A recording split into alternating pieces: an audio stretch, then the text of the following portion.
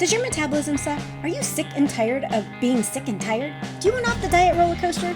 Do you wish there was a simple solution to get you healthier, smaller, and have more energy? Hi friends, I'm Jolene, a nutritional therapy practitioner, a wife, a furry guardian, and non-bendy yogi. Like you, I spent years chasing skinny instead of health, until I finally learned there was more to getting healthy and smaller than just eating less and moving more. Welcome to Holistic Health Made Simple podcast, where I share all the tips, tricks, and science to set you free from the overwhelm of diet culture and the frustration with the ever-changing health rules. I go beyond the calorie and diet dogma to equip you to be healthy through simple changes to real food, mindset, and lifestyle.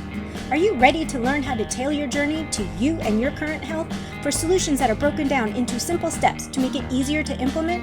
Results that are undeniable, like more energy, improved mood, better sleep, and fat loss? This is the podcast for you. Pop in those headphones, take a deep breath, and let's get healthy. Hey there. So as I was recording the last episode, which is episode 30 on metabolic health, pointing out the markers of metabolic health and what to look for and how to improve them, I gave you my normal tips at the end. How do you improve your metabolic health? And right in the middle of recording, I realized that 4 of these reoccur over and over and over again. But as I present them, when we talk about big general health items or issues, they're very generic as eat less, move more. So in the next few weeks, we're going to start tightening things up and giving you a little bit smaller tips, like a very one actionable thing. Today is going to be a little bit bigger, but it's still actionable.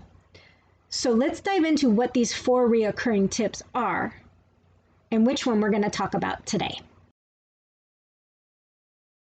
These basic 4 tips: diet, exercise, sleep, and stress. You've heard me say it over and over again. You've got to eat right for you. You've got to move more. You've got to get quality sleep, and you've got to reduce your stress.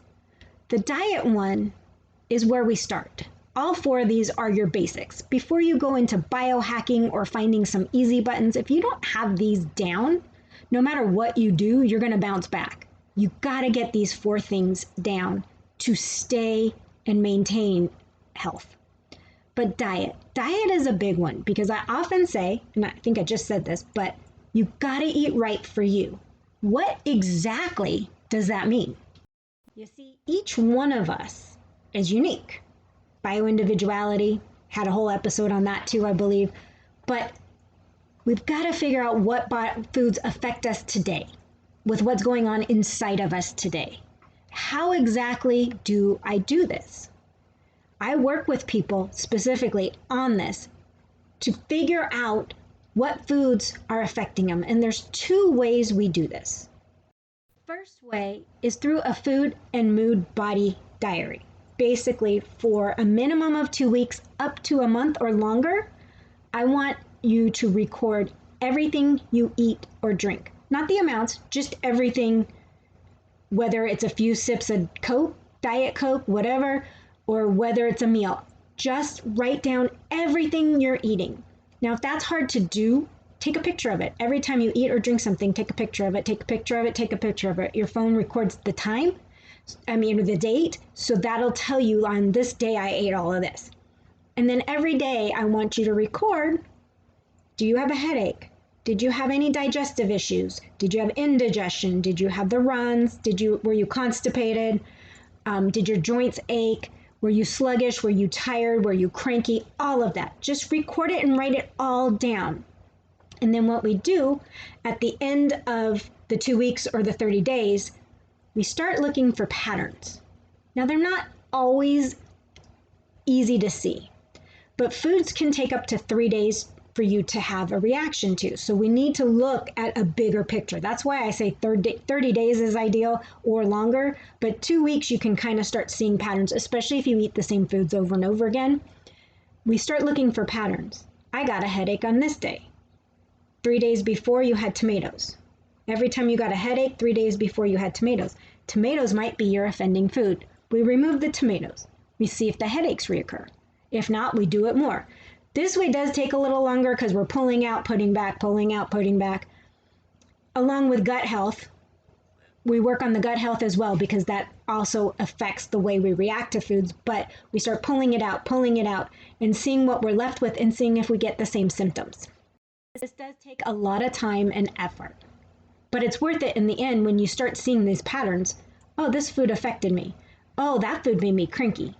Oh, if I have too much sugar, I get really bad afternoon crashes, or caffeine makes me jittery. Those are all things that we start seeing when we write down how our body's reacting throughout the day as well as what we're eating. See, most of the time people tell you, just keep track of the food you're eating. Well, that's not telling you how that food's affecting you. So when we keep track of this mood and body, we do an assessment. We just kind of start writing it down. If you feel like you got cranky one day, you write down that. You also write down if you've got lack of sleep or stress, so that we can take that into consideration too. But you kind of look for it and you start being a private detective and going through and start seeing the patterns of what is happening in you every time you eat a certain food. And then you eliminate it and see if those symptoms go away. Now, the other way of figuring out what foods affect you is the complete opposite. It's an elimination diet. We basically remove just about everything and then start introducing it. And then we reintroduce things one at a time. So let's dive into really what a true elimination diet is.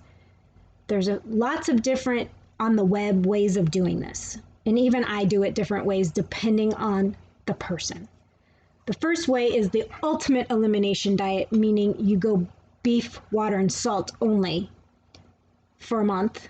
And then we start introducing different vegetables and dairy and all that in one at a time for about a week at a time to see if there's any effect on the body when you start reintroducing these. Now, there's other ways is where we look at certain classifications of food depending on what's going on with you inside of you, thyroid, other things, and we remove certain classifications, like for instance, nightshades. We take all nightshades out for about a month, 2 weeks to a month, and then we introduce them one at a time again to see if there's specific nightshades or if it's nightshades as an entire family that's bothering you. At the same time, we always want to be working on gut health because we know food sensitivities stem from the gut.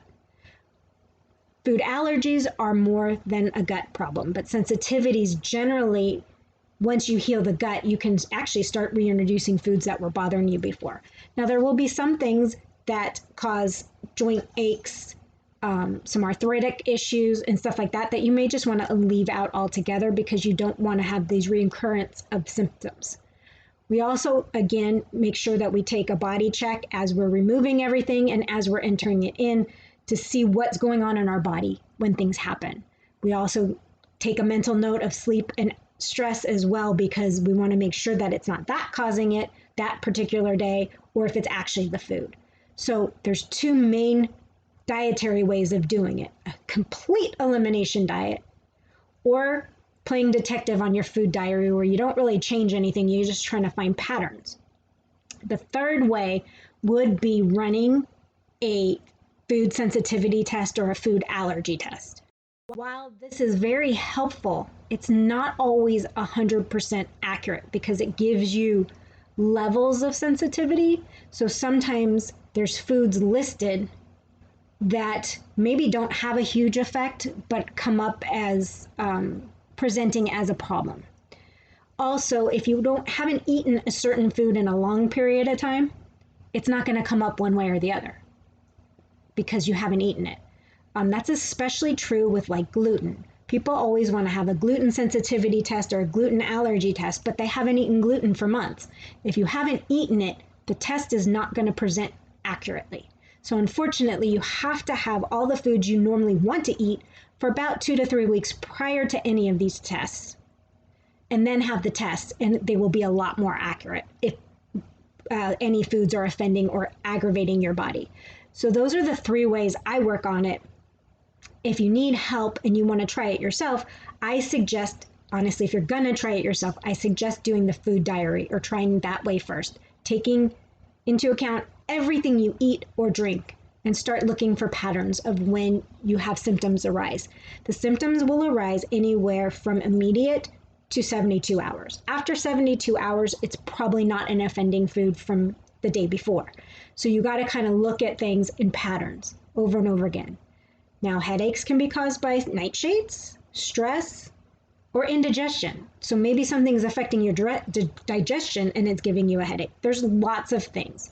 That's where a qualified practitioner can help guide you through this a lot quicker and with a different eye. When we're looking at ourselves, it's often hard to see because sometimes it's our favorite foods that are the offending item.